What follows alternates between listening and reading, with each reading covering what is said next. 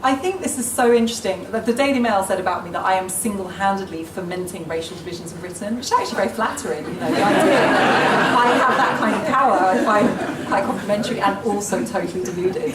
It's kind of, we're fine as long as you people shut up, keep your mouth shut and don't say what you see, which is not racial harmony. That's repression. You know, that is kind of no social division on the condition that this group of people have to lie about their experience. So, for me, you cannot have a post-racial society until you acknowledge the extent to which you live in a racialized society. You know, post-racialism is something that's earned, and we haven't even started on that.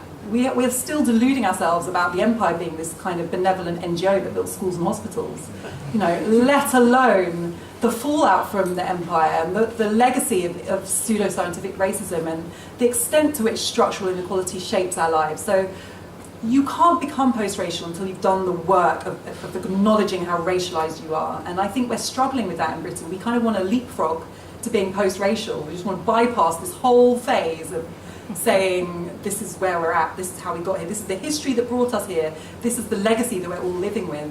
That's work. If I may, why do you feel that we in this country struggle with the idea that we need history to make us feel good about ourselves? I mean, I've been a historian most of my life. If I want to feel good about myself, I mean, most of what I've read in history a long time, it's horrible people doing horrible things. If I want to feel good about myself, I tend to read literature. Not all countries look at their history as a sort of warm, cosy space to feel good about themselves. We seem to have a very strong need to do that, and not to be critical of it. I wonder, but why do you think? I do think it's partly to do with the Second World War. I do think a lot of this is kind of 20th century kind of moral victoriousness and needing a version of history that kind of helped reconcile, you know, the suffering and the loss and the trauma of the war, but at the same time the sense of moral victory. And it's very deeply ingrained, this idea that we're obsessed with the Second World War. We are completely obsessed with it. 52 TV series a year on the Second World War. People, like, it is, and people from other countries. I would criticise if I hadn't made something. Yeah. But I'm sure you know, having pitched other things, you know, you pitch something on the Empire, like we did that 3 years ago. And you think, well, you did the Second World War 52 times this year. I think that other people from other countries comment on that. They come here and they say, what is going on? You people are obsessed with the Second World War. And it's interesting as well, you know, this whole thing about, well, slavery wasn't us. It was nothing to do with me. It was like people way before my grandparents were born. And it's like, we won the war, but we didn't do slavery. We didn't do empire. You know, it's this cognitive dissonance.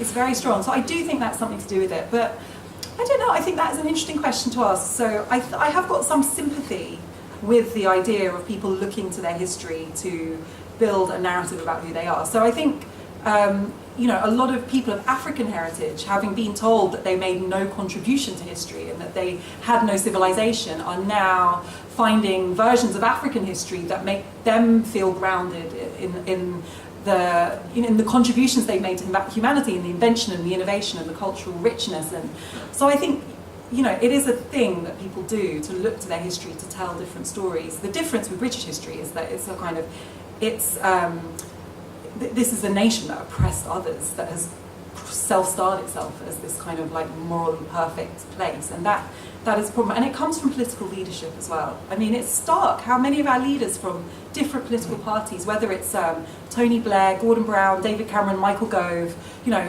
literally saying that history is a celebratory subject. When you start from that point, you know you're going to go wrong. I mean, history is not a celebratory subject, as you said.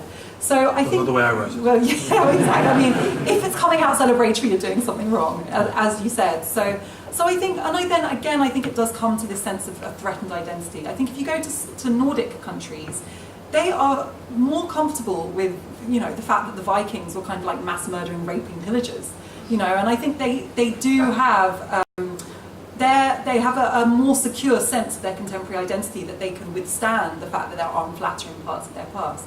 I say that, but then if you ask them about empire and slavery, they're pretty dodgy on that as well. So, you know, I mean, everybody's got skeletons in their closet that they're avoiding. But you're right, I think there is something, in Britain we're particularly obsessed with history. You know, our footfall numbers at National Trust properties and the extent to which we kind of create period dramas completely surpasses other Western nations. So it is remarkable that we have a particular obsession with history, but a particular resistance to an honest view of it. And I think those two things together, you really have a problem.